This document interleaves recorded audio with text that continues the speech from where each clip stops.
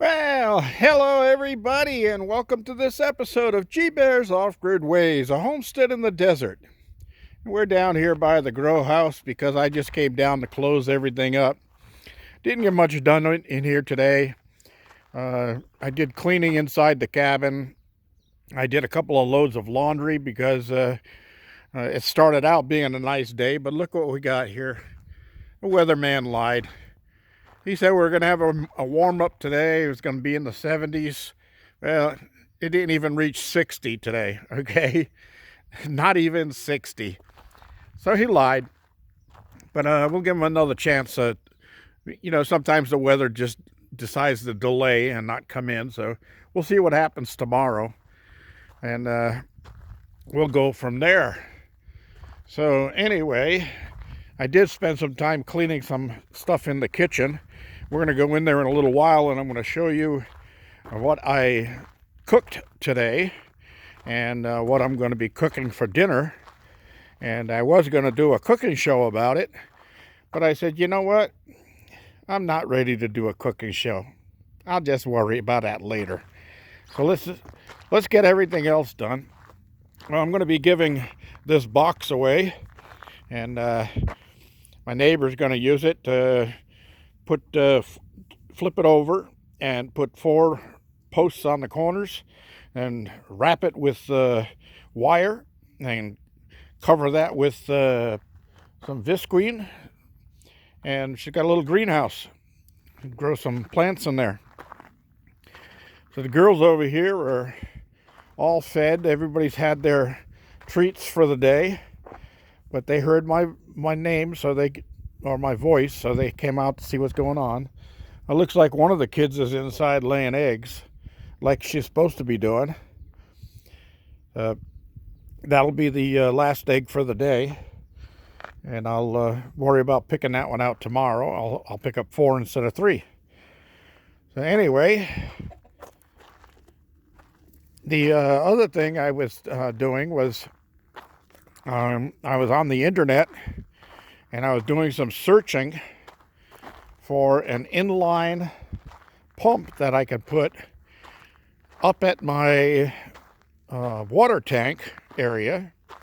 And I'll be setting up another water tank for one of the local neighbors here. And he wants to have a little bit of water pressure too at his place. So I think I found the pump that's going to work, and I'll show you that. I've got it printed out on my table inside the cabin. But what I've going to have to do is I'm going to have to trench from the containers up to the water tank, and then in my little, I call it my pump house now, but in my little pump house under the staircase there, I'm going to be mounting the pump in there, this pump in there.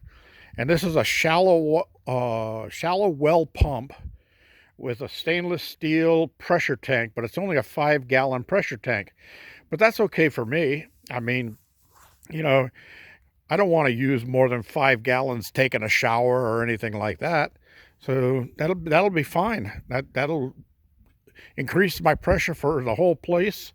And it has like a 450 gallon per hour rating, so that's quite a bit of water.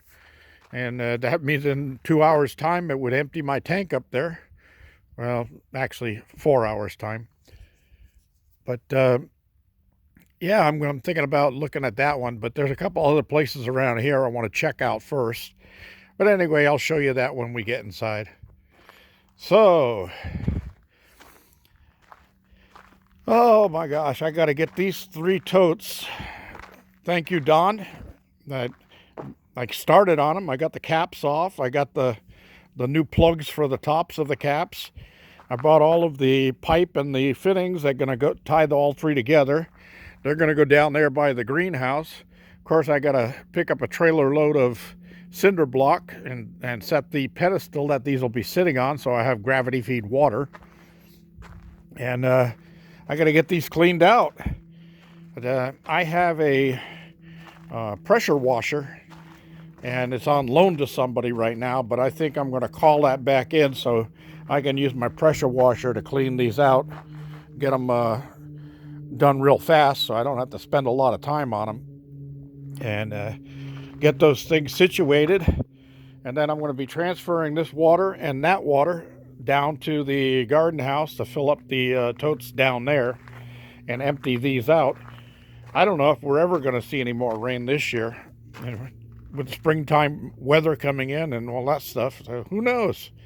You know, the rainy season doesn't end in January, so you know we usually can see rain all the way up into April, and that would be nice to have a couple more good heavy rain showers come in.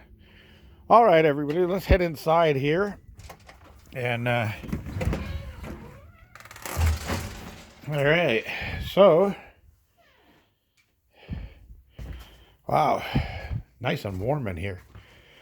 So today I had some bananas sitting up there on top of the refrigerator that had gone black on me, so I made banana nut bread.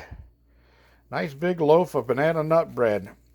And it's all completely cooled now, so I just wrapped it in plastic wrap, and it's ready to go. So I think I'll just have to share half of this at least with my neighbors, because there's no way I'm going to eat that whole loaf by myself before it goes bad.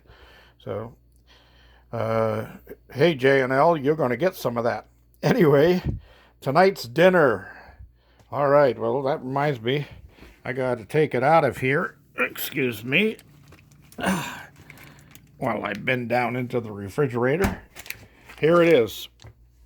Okay. What is that? Well, that's a New York steak that's been marinating all day in balsamic vinegar. Okay. And those are delicious. So just before I grill that, I'll salt it with some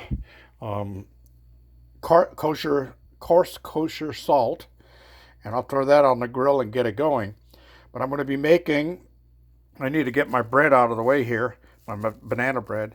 But I'm going to be making a Mexican salsa to go with the steak, to top the steak.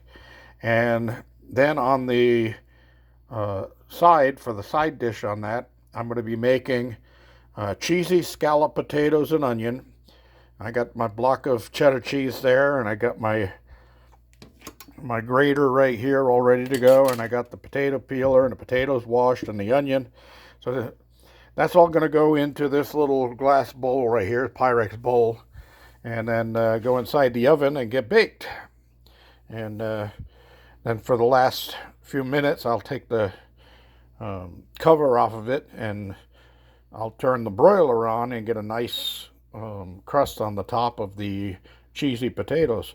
But I like adding broccoli in. I chop up the broccoli pretty fine, like into little 1/4-inch pieces, and I mix that in with the potatoes and the cheese.